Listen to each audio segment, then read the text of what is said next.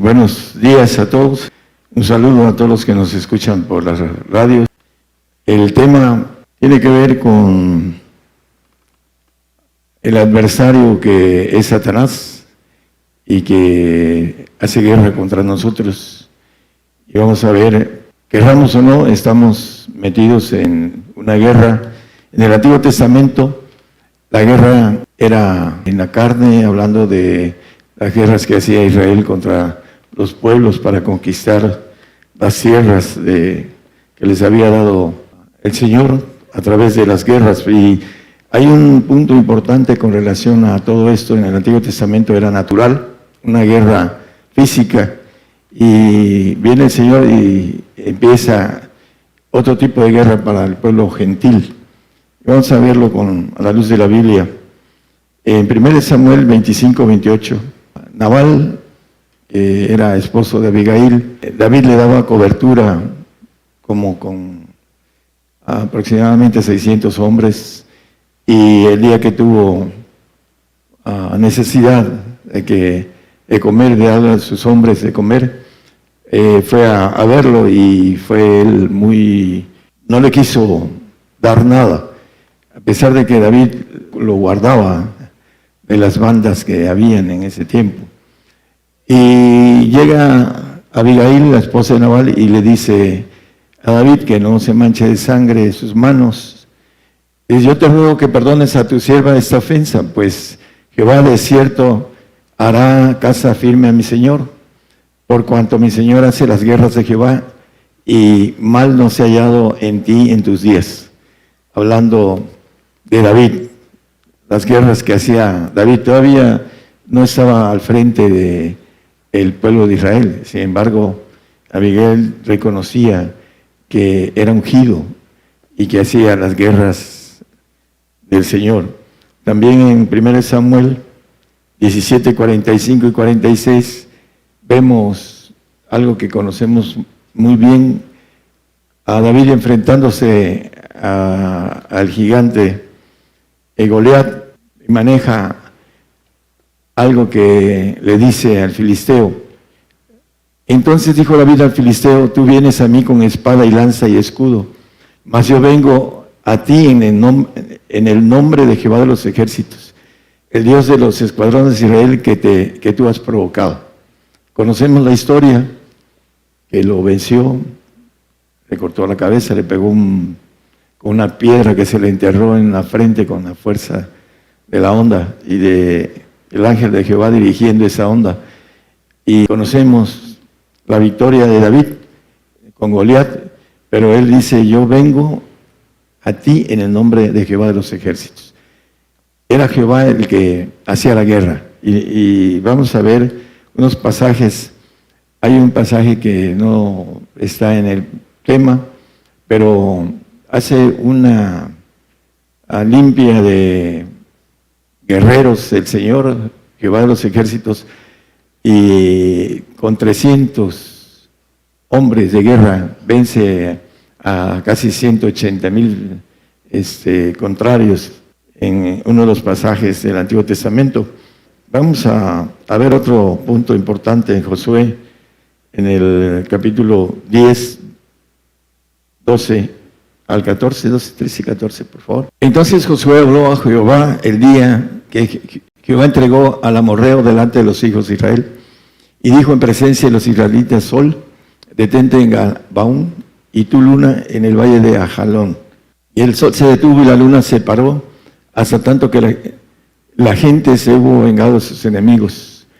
¿No está que esto escrito en el libro de Jazer? Y el sol se paró en medio del cielo y no se apresuró a ponerse casi en un día entero. Bueno, no me voy a meter en esto, pero en cuestiones de la misma palabra, lo que se detuvo fue el tiempo, no el sol ni la luna. Simplemente lo dice Jeremías 32, que esas leyes que están puestas en el universo no se pueden detener. Un átomo de nosotros no se puede detener. Nos morimos si se detiene un átomo. Empieza a haber una detención de los demás y el hombre se muere de un cáncer de cualquier tipo. ¿Por qué? Porque hubo una alteración en las órbitas de un átomo. No puede haber una alteración en las órbitas de los satélites, hablando de todos lo que Dios ha creado. Lo dice el mismo Señor. Maneja que si estas leyes faltaran, también faltaría mi palabra. La gente que ha estudiado un poco de astronomía, pues conoce que esto es de otra manera. El Señor detuvo el tiempo. Hablando en el siguiente texto, y nunca fue tal día antes ni después de aquel, habiendo atendido Jehová la voz de un hombre, porque Jehová peleaba por Israel. Por la voz de Josué, un hombre, Dios detuvo el tiempo, como dice aquí la palabra, detuvo el sol y la luna. De otra forma es expresar que el día se alargó como 24 horas hasta que Israel ganó la pelea, porque peleaba Jehová por Israel. En aquel tiempo el Señor peleaba por su pueblo. Pero vamos a ver qué hace después el Señor. En Jueces 3, capítulo 3, versículo 1, vamos a ver varios textos ahí. Esas pues son las gentes que dejó Jehová para probar con ellas a Israel, a todos aquellos que no habían conocido todas las guerras de Canaán, el 2, el 3, para que al menos el linaje de los hijos de Israel conociese, para enseñarlos en la guerra, siquiera fuese a los que antes no la habían conocido. El 4, por favor. Estos pues fueron para probar por ellos a Israel, para saber si obedecerían a los mandamientos de Jehová que él había prescrito a sus padres por mano de Moisés. Dejó a los amorreos, heteos, etcétera, y fueron para probar a Israel y para que conociesen la guerra, porque así lo dice, para que conociesen la guerra y para que, dice, saber si obedecerían a los mandamientos de Dios. Dice el 4, si obedecerían los mandamientos de Jehová que él había prescrito a sus padres por mano de Moisés. Y seguimos en el mismo, el 6, por favor. 7, 8. Él dice, y tomaron de sus hijas, los vencieron, porque aprendieron a guerrear, y dieron sus hijas a los hijos de ellos, y sirvieron a sus dioses. Ahí está el problema, el nivel a veces de los creyentes que tienen un poco de ayuda a través del Espíritu Santo para hacer una guerra a niveles más bajos de lo que el diablo tiene como generales y príncipes, etcétera, gobernadores. Luego tienen problemas porque se hinchan de esa parte que traen de apoyo a través del Espíritu Santo. Vamos a ver qué hicieron en el 7. Hicieron pues los hijos de Israel lo malo en ojos de Jehová, y olvidados de Jehová su Dios, sirvieron a los Baales y a los ídolos de los bosques. Se olvidaron de Jehová porque se casaron con mujeres extrañas y adoraron a otros dioses. El 8, aquí viene lo terrible. Y la hazaña de Jehová se encendió contra Israel. ¿Y qué dice? Y los vendió a los enemigos. Israel. Dice, sirvieron a los hijos de Israel, y sirvieron a estos, Chusán, Risataim, rey de Mesopotamia. Dice que los hijos de Israel sirvieron 8 años. La hazaña, el texto, bueno, la traducción dice, es furor, enojo ciego, rencor, con crueldad. Eso quiere decir saña. Ahí dice en el anterior, y la hazaña de Jehová se encendió contra Israel. Eso es lo que quiere decir saña, rencor, ciego,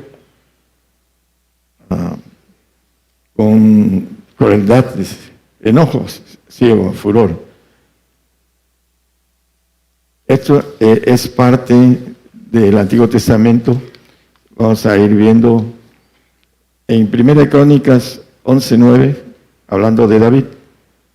Vamos a ver dos cosas. David iba adelantando y creciendo, y Jehová de los ejércitos era con él. Creciendo en esa bendición de tener los ejércitos de Jehová al lado de él. Él fue un guerrero vencedor, David, el mejor rey que tuvo Israel. En Crónicas 17:25, porque tú, Dios mío, revelaste al oído a tu siervo de que te hace edificar casa, por eso ha hallado a tu siervo motivo de orar delante de él, de ti. Aquí, edificar casa. Ahora, la casa que nosotros estamos edificando, pues depende de nuestra capacidad de guerrear.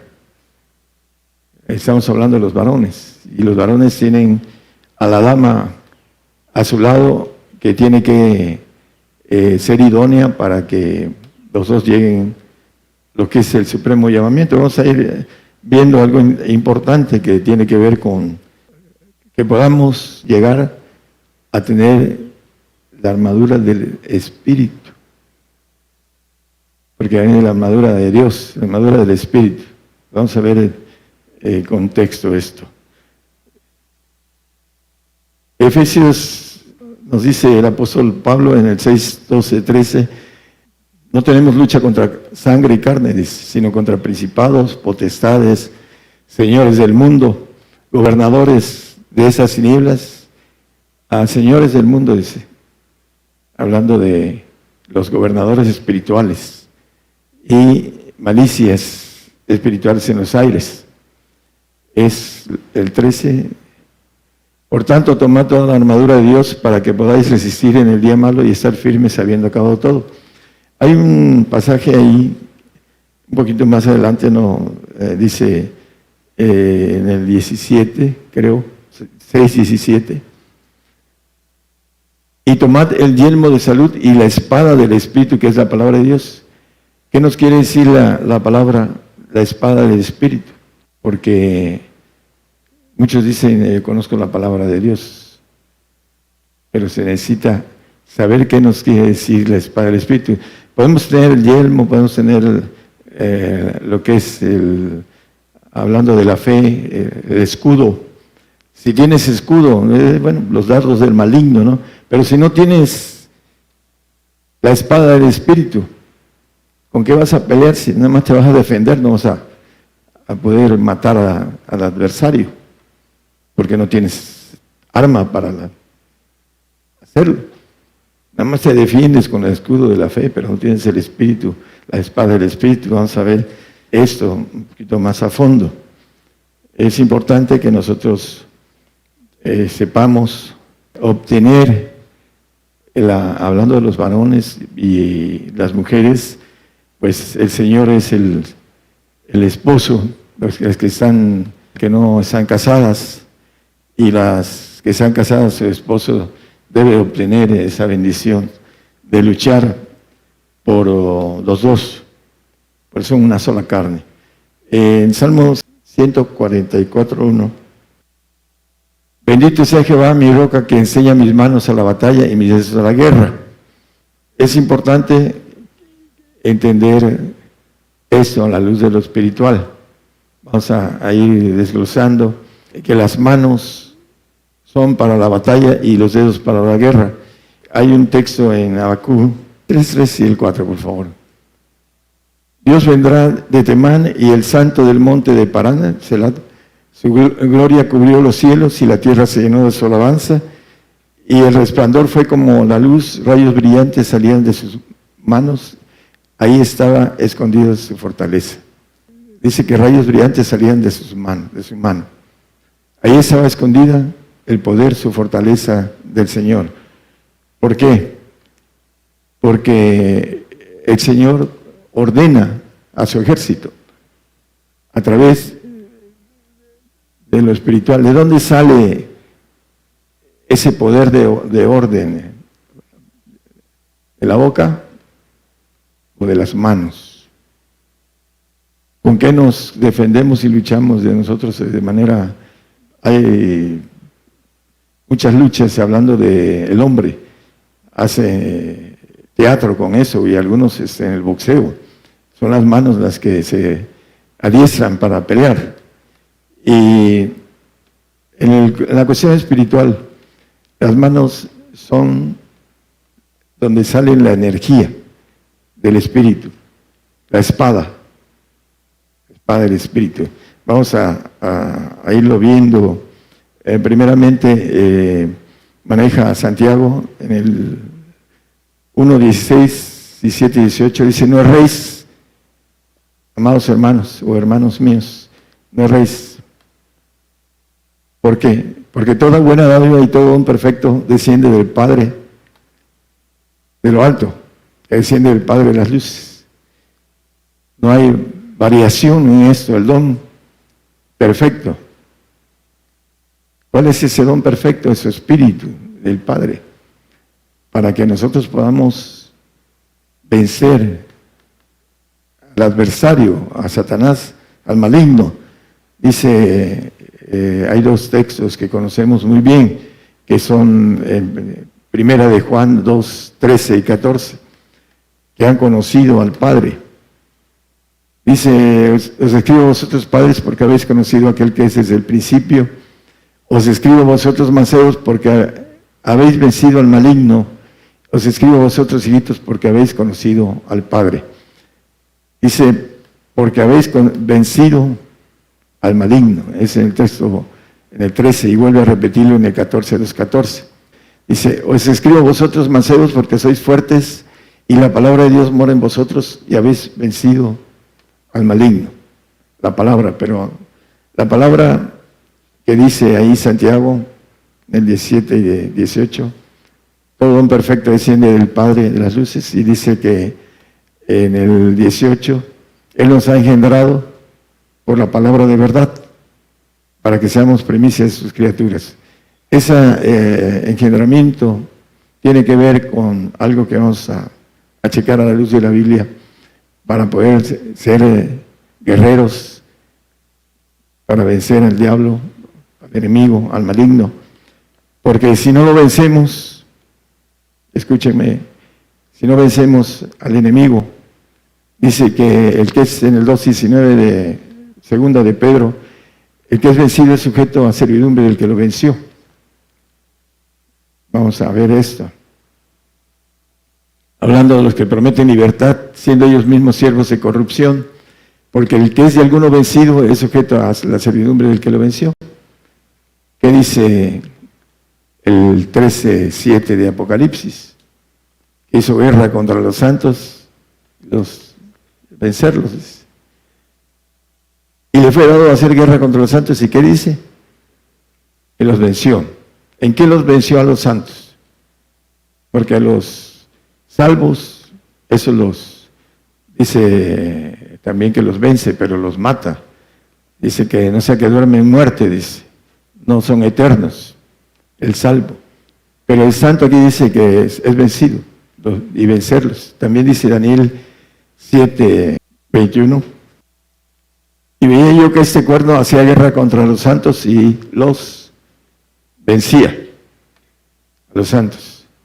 ¿Por qué los vence a los santos? Porque nuestro adversario, cuando detiene al hombre, lo vence. O lo vence uno, como dice ahí, han vencido al maligno, o el maligno los vence. No hay de dos. El único que no es vencido es el perfecto. Lo vamos a ver. Pero el punto importante de ¿por qué vence a los santos? Dice que el que es vencido es sujeto a servidumbre de lo que lo venció. Satanás anda en el universo. Dice, ¿de dónde vienes? De recorrer la tierra. En el Job, en el 1:2 y creo que es 2:1, 2:2. El punto es que el santo no va a poder salir del reino, porque su gloria es menor que la del querubín. Es sujeto a servidumbre, en el sentido de gloria. El hombre santo no va a tener la gloria que tiene ahorita el querubín. que va a ser condenado y va a ser desaparecido, pero la gloria que él tiene, el santo no la va a tener. Va a estar en el reino, va a estar en un lugar muy bello, pero no va a poder salir de ahí porque su gloria va a ser abajo, de servidumbre, hablando de niveles. Por eso dice que es el que es vencido, es sujeto a servidumbre del que lo venció. No va a tener la altura de su adversario, porque el adversario lo venció. Por eso dice en los dos textos que hemos visto, y podemos ver más textos de estos, hermanos. El santo es vencido por el adversario, por Satanás. ¿Por qué? Porque no quiere ese don perfecto que viene del Padre. No es raíz, toda buena dádiva y todo don perfecto desciende del Padre de las luces, en donde no hay mudanza ni sombra de variación. Es importante por la situación que el hombre no quiere ser limpio, completo, la perfección. Mateo 19, 21, nada más así, voy a tocar una partecita. Si quieres ser perfecto, dícele Jesús al joven, si quieres ser perfecto, anda, vende lo que tienes. Y dicen, es que se lo dejó porque él era rico y amaba las riquezas. Y el rico dice, yo no amo las riquezas. Y trabaja con mucho ahínco para no perderlas. Las atesora. ¿Por qué? Porque las ama. El engaño del corazón, engañoso y perverso es el corazón del hombre. 17:9 de Jeremías, no lo pongas, simplemente como referencia para los que repasan este tema. Lo pueden ver en sus Biblias. Si quieres ser perfecto, anda, vende lo que tienes y a los pobres, trabajar para el Señor, para ser pobres, sobre todo perfectos. Lucas 12, 32, 33. Así nada más, este es algo que tiene que ver con que podamos vencer. No temáis manada pequeña, porque al Padre le ha placido daros el reino. Estos son textos que nosotros conocemos muy bien y que son para los que nos escuchan a través de la radio. Vended lo que poseéis y dad limosna, haceos bolsas que no se envejecen, tesoro en los cielos que nunca falta, donde el ladrón no llega ni polilla corrompe. Maneja en el 32, al Padre le ha placido dar el reino. Manada pequeña, es locura para el hombre hacer esto. No quiere esa guerra que el diablo tiene para todos nosotros. Hay un camino para vencer al enemigo y no lo quieren tomar. La espada del Espíritu, que es el Padre. Dice en el Hechos 2:42, la doctrina de Cristo, dice, no, es que eso fue para los apóstoles. Perseveraban en la doctrina de los apóstoles, etcétera, en la comunión y en el partimiento del pan y en las oraciones. Y en el 45 dice que vendían las posesiones, era la doctrina del Señor. Dice que Él se hizo pobre para enriquecernos a nosotros. La parte de Corintios, creo que es 6:9, pero no tengo el texto. Pero vamos a otro texto, en Efesios 4:13, nos dice que hasta que lleguemos a la unidad de la fe, del conocimiento del Hijo de Dios, a un varón perfecto, a la medida de la edad de la plenitud de Cristo. La plenitud de Cristo es la perfección y el hombre no la desprecia. No quiere tener la estatura, la plenitud del Señor, porque le pide todo, por eso no quiere. Le va a dar todo, pero pues es que, ¿cómo voy a vender y en qué? ¿Cómo le voy a hacer? Bueno, dice que tiene cuidado de las aves y de los lirios, cuanto más de nosotros que tienen mayor estima para nosotros. Filipenses 3:15, sí los hay perfectos en el tiempo de Pablo. Así que todos los que somos perfectos, eso mismo sintamos, y si otra cosa sentís, eso también os revelará a Dios. El apóstol Pablo dice, todos los que somos perfectos. No es que lo haya alcanzado, pero ya estaba Ya no había nadie que le quitara su corona de justicia. Y lo dice al final de su carrera. Dice, hablando de, he peleado la buena batalla, he acabado la carrera, he guardado la fe. Por lo demás me está guardada la corona de justicia, el cual el Señor me la dará. Y no solo a mí, sino a todos los que aman su venida. Colosenses 1:28 habla el apóstol de presentar hombres perfectos, hombres que venzan al adversario, al diablo, que guerreen con la espada del Espíritu. El punto referencial es que necesitamos autoridad para este tipo de cosas. Y bueno, a veces dice, no, si sucede algo, ahí está el hermano. No, eso es individual y debemos tener autoridad para vencer al enemigo. Si no, el enemigo nos vence. Dice, hizo guerra contra los santos y los venció. Aquellos que están esperando que venga la persecución y morir por el Señor, van a morir siendo vencidos, porque no alcanzaron a vencer al enemigo. Y no pueden presentar hombres perfectos en Cristo Jesús. Pablo, que era perfecto, dice, los que somos perfectos, todos los que somos perfectos. Dice, anunciamos, amonestando a todo hombre, enseñando en toda sabiduría para que presentemos a todo hombre perfecto en Cristo Jesús. Todo hombre que sea guerrero como Josué, hablando del Antiguo Testamento, era valiente, se enfrentó al Señor y no sabía quién era, y le sacó la espada, ¿eres amigo o enemigo? Soy el príncipe de los ejércitos de los cielos. Entonces lo adoró. En ese tiempo era la guerra natural, ahora tenemos guerra contra principados, potestades, gobernadores, malicias en los aires. Todo esto se requiere de autoridad para los varones. Como no buscan, no quieren darse en la plenitud.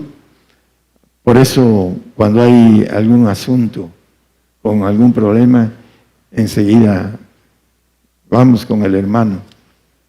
No, todos los varones tenemos el camino para vencer, pero es necesario tomarlo. Estamos hablando de, para la radio, la gente que nos escucha, vencer al enemigo al maligno, es tener al Padre, conocer al Padre. Así lo dice estos dos versículos de Primera de Juan que leímos. Daniel 7:25, vamos a terminar. Dice que hablará palabras contra el Altísimo y a los santos del Altísimo quebrantarán. Dice que a los santos del Altísimo quebrantará, pero no dice que los vencerá. ¿Por qué? Porque ya los vencieron. Dice que han vencido al maligno, los santos del Altísimo. Y por eso dice en el 27, dice que los santos del Altísimo gobernarán los cielos. El reino, el señorío, la majestad de los reinos, dice debajo de todo el cielo, se ha dado al pueblo de los santos del Altísimo, cuyo reino es reino eterno y todos los señoríos le servirán y obedecerán.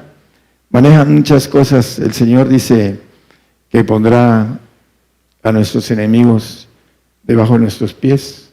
Maneja también que nos regiremos con vara de hierro, dice el 2:26 de Apocalipsis. Dice que el que hubiera vencido y hubiera guardado mis obras hasta el fin, yo le daré potestad sobre las gentes. Primeramente aquí y después en los cielos. La regirá con vara de hierro. Dice que Él viene a regir las naciones con vara de hierro, con el poder de su boca. Y nos dará poder a nosotros para regir también las naciones. El 2:6 de Salmos, pídeme, dice, y te daré por heredad las gentes. Pero sí necesitamos entender que hay que dar el precio de poder guerrear contra nuestro enemigo y vencerlo. Yo recuerdo cuando empecé la guerra espiritual y veía yo los espíritus, los ángeles, Y algo importante, veía yo el respaldo que me iba yo ganando de parte de la entrega que uno va dando. Entrega que la mayoría de la gente no, dice que todos buscan lo suyo, no lo que es de Cristo Jesús. Por eso no alcanzan a vencer al maligno, porque se conforman a estar bien en este tiempo y no a atravesar el desierto que se requiere para poder salir victorioso y que los ángeles nos sirvan, como dice el Señor cuando salió después de sus 40 días en el desierto, que sé que los ángeles le servían. Cuando salimos del desierto empezamos a tener esa bendición, que tenemos el ejército de Dios apoyándonos. Todos tienen esa facultad, ¿no? Y siempre y cuando tengan esa capacidad de darse. Salmo 46, 7. Vamos a terminar cerrando esta parte de guerra. Dice: Jehová de los ejércitos es con nosotros, nuestro refugio es el Dios de Jacob. El primer día que prediqué en 3 iglesias, hubo una manifestación del ejército caído. Venía yo en carretera y todo lo que veía yo delante de mí era la imagen de un ejército muy grande, caído. Y vino el ejército del Señor atrás de mí y los corrió. Y me dio órdenes para que yo estuviera en un pueblo, el más cercano. Dice: quédate ahí, porque están alborotadas las huestes malignas, así me dijo. Porque habían escuchado el mensaje que traía yo. Y ellos conocen muchas cosas en el medio espiritual. Y hubo una manifestación de parte de Dios y también vino la manifestación del ejército caído. Dentro de todo esto, hermanos, hay un ejército que puede respaldarnos siempre y cuando tengamos la espada del Espíritu, el Padre, para poder ordenar al ejército que Dios nos pone a nuestra mano. Hace varios años estaba yo pidiendo, como todos, la mayoría que pedimos: Señor, ten misericordia de fulanito, de menganito, de sutanito, etc. Y me dice que yo no le pidiera nada. No me pidas nada, me dijo. ¿Y qué me volvió a comentar? Lo tienes todo para obtenerlo. Y otra cosa más con relación a ese todo: yo no voy a hacer lo que te corresponde a ti. Eso fue lo que me dijo. Y eso es para todos los que nos escuchan y para todos los que están presentes. Nos corresponde hacer las cosas que Dios quiere que hagamos. Si no las hacemos, el Señor nos las va a reclamar cuando estemos delante de Él. Pero nos corresponde hacer las cosas que Él no va a hacer. Para eso el Señor hubiese creado al hombre. Creó al hombre para filtrarlo, para hacer cosas que Él no va a hacer. Y desde aquí empieza el asunto. Dice: no voy a hacer las cosas que te corresponden a ti. Y ahora ya lo sé. Y ya sé cómo orar. Y el diablo se pone furioso. Pero tiene uno que aprender que los ángeles de Dios, no ángeles divinos, sino ángeles creados, quisieran hacer el trabajo que hacemos o que nos está dado a nosotros, porque muchos no lo quieren hacer. Ellos quisieran hacer el trabajo, quisieran tener la oportunidad que tenemos nosotros para tener una estatura divina, esos ángeles creados, así como nosotros que fuimos creados. Ellos se quisieran colar a la divinidad, lo que nos ofrece el Señor, la estatura del varón perfecto, la plenitud de Cristo, la perfección. Pero tenemos que vencer al maligno. Es la guerra que todos tenemos. Y como somos flojos, para la guerra, y a veces guerreo y estoy hasta 6, 7 días todo cansado, y es algo que yo he experimentado en mi vida ya en varios años. A veces hago cansancio, pero no físico, espiritual. Por eso a veces ando cansado y me ven que me siento. ¿Por qué? Porque estoy en la brecha, orando por todo el trabajo de 30 años que he hecho, para que fructifique, dé fruto en ese tiempo. Para eso me pongo a orar por todos los conocidos de aquí. A los que no conozco mucho, no los recuerdo, son gente que vienen y que a veces se van y ya no regresan, etcétera. Pero la mayoría que trabajan, los que apoyan el derecho de estar orando por ellos. Es una obligación. Y guerrero por ellos, y oro uno por uno. Y oro por mucha gente que conozco de otro lado. Pero de manera guerrera, no de manera, Señor, ten misericordia de fulano, de mengano, de sutano, etcétera. No es así. Hay que aprender la guerra. Para eso dejó a los heteos, amorreos y todos los que estuvieron guerreando contra Israel, para que aprendieran a la guerra. Para eso nos dejó a Satanás con sus séquitos, para que aprendamos a guerrear. Algunos no quieren, o muchos, no quieren ser vencedores. Cuando estén delante del Señor, se van a arrepentir de no haber entrado a la guerra con las armas completas para vencer al enemigo.